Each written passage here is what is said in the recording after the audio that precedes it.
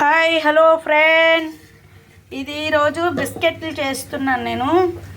మైదా, దీనికి కావాల్సిన పదార్థంలో మైదా పిండి కేజీ,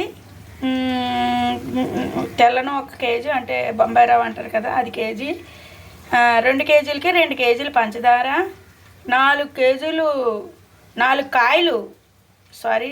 కాయలు కొబ్బరికాయలు తురుము.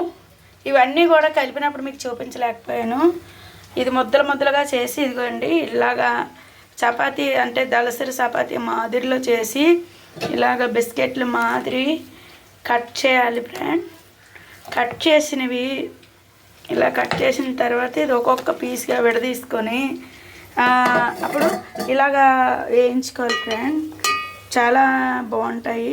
చిన్నపిల్లలకి స్నాక్స్ కింద పెట్టుకోవచ్చు మనము స్కూల్ నుంచి వచ్చిన తర్వాత. అలాగే ఎవరికైనా స్వీట్ కూడా ఇవ్వాలనుకున్నప్పుడు ఇచ్చుకోవచ్చు.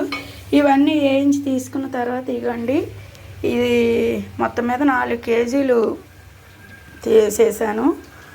ఇంకా 1 ముద్దే ఉంది, ఇక 3 పాలే ఉంది, ఉన్నాయన్నీ వేయించేసాను. ఈ వీడియో నచ్చితే లైక్, షేర్, సబ్స్క్రైబ్ చేయండి. బిస్కెట్లు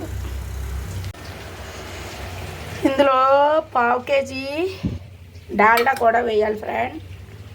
చిటికెడు ఉప్పు, 2 చిటికెళ్ళు ఉప్పు కూడా వేయాలి. అలాగే ఒక 50 రూపాయల ఆలికలు కూడా పడతాయి ఫ్రెండ్. ఈ బిస్కెట్లు చాలా చాలా టేస్టీగా ఉంటాయి. ఇది చూడండి, ఎవరికి ఎట్టినా సరే ఇలాగ ఉంటాయి అన్నమాట.